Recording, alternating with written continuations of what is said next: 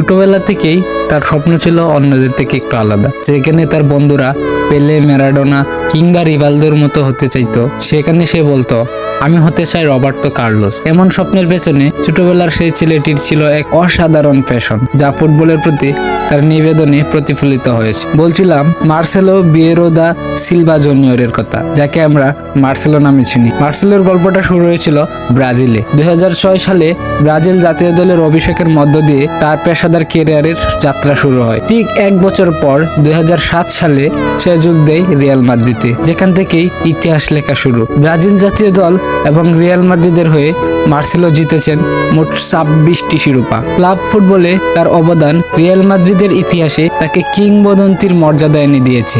তার খেলায় সবসময় ফুটে উঠত অনন্যতা, ভিন্ন রকমের চুল, আক্রমণাত্মক খেলা এবং প্রতি মুহূর্তে দলকে অনুপ্রাণিত করার দক্ষতা তাকে একজন আলাদা উচ্চতায় নিয়ে গিয়েছে। ছোটবেলায় রবার্তো কার্লোসের মতো হওয়ার যে স্বপ্ন দেখেছিলেন, জীবনের পথে সেই স্বপ্নটি বাস্তব হয়েছে। 2023 সালে দীর্ঘ 16 বছরের অসাধারণ কেরিয়ার শেষে মার্সেলো অবসর নেন। তার বিদায়ের মুহূর্তটি ছিল আবেগপূর্ণ এবং স্মরণীয়। ফুটবলকে ভালোবাসার যে গল্প তিনি লিখেছেন তা চিরকাল অনুপ্রেরণা হয়ে থাকবে। মার্সেলো শুধু একজন ফুটবলার ছিলেন না, তিনি ছিলেন একজন প্যাশনের নাম, যিনি তার স্বপ্নকে বাস্তবে রূপ দিতে পেরেছিলেন।